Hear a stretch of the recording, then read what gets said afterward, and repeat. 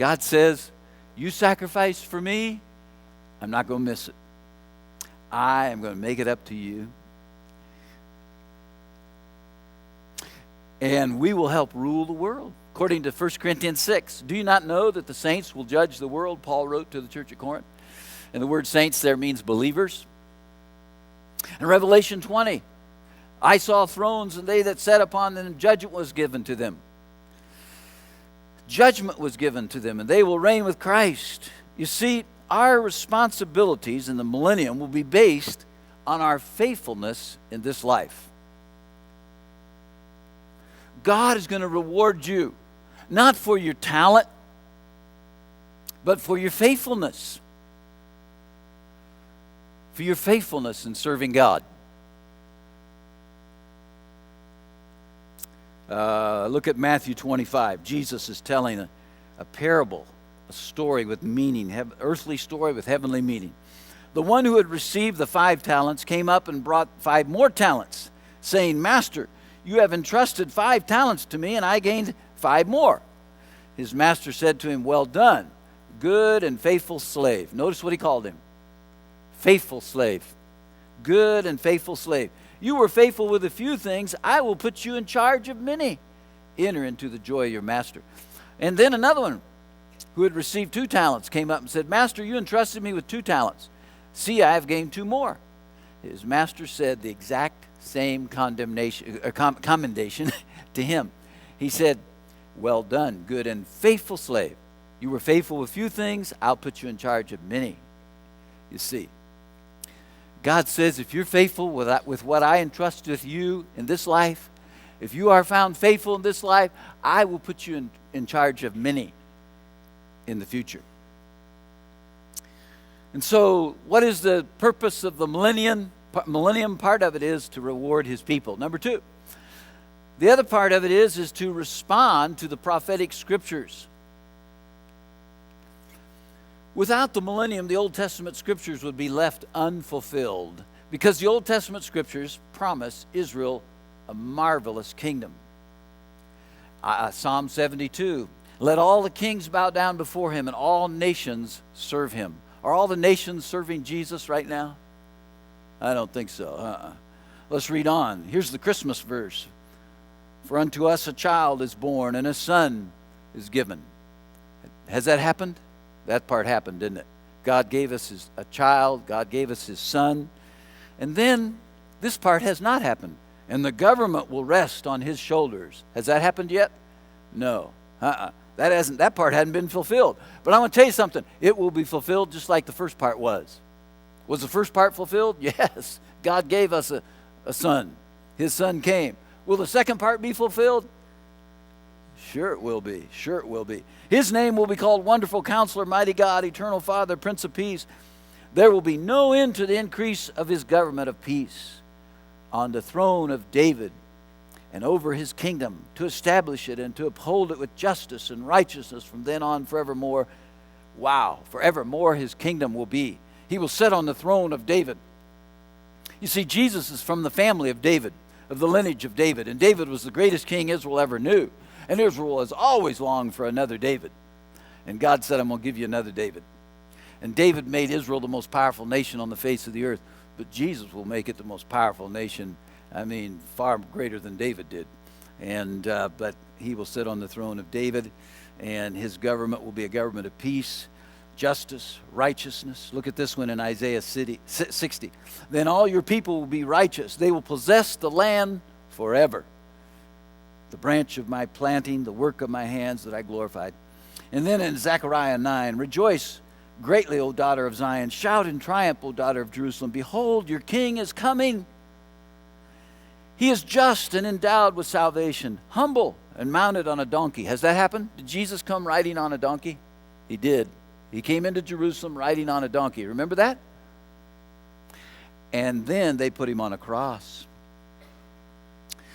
Okay, is he coming back? I will cut off the chariot from Ephraim and the horse from Jerusalem and the bow of war. He's talking about weapons of war here.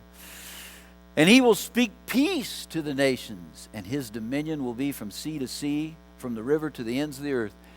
In other words, worldwide dominion. Jesus will rule the world one day. Wow. This is the focus of God's promises to Israel. Israel is his chosen nation. These promises have not been fulfilled yet, so they must happen in the future. Do you remember after Jesus was crucified, buried, and then resurrected?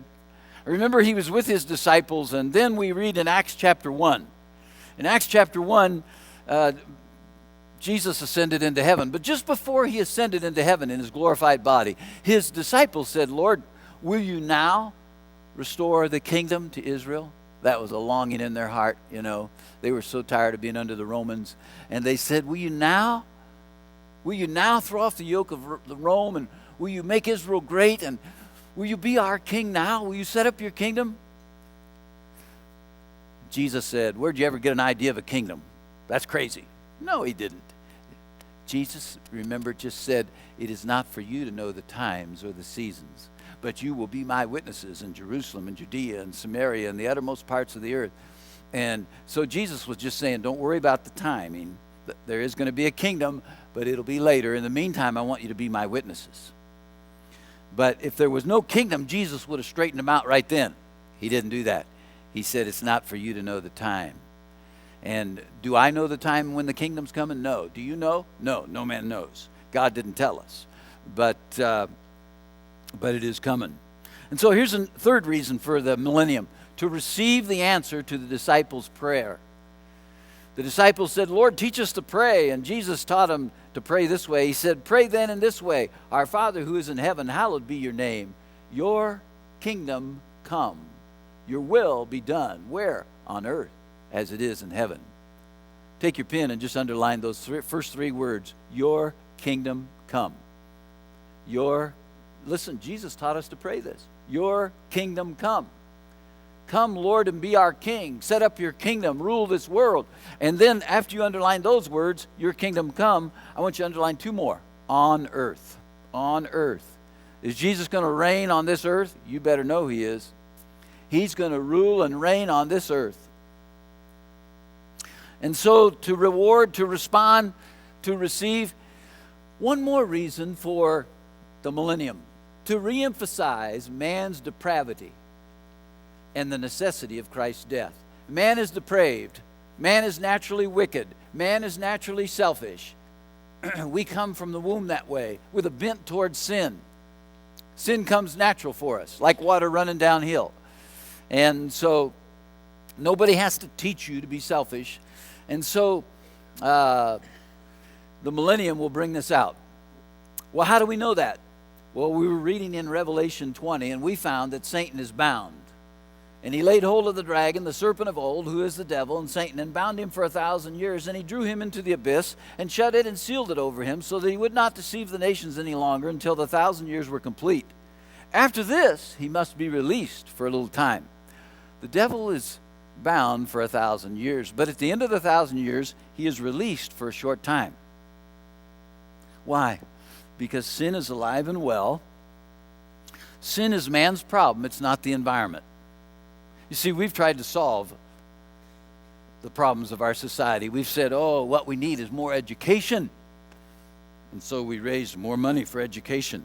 And did that solve the problems of our society? Not at all. Not at all. Oh, what we need is a better environment. We need to clean up the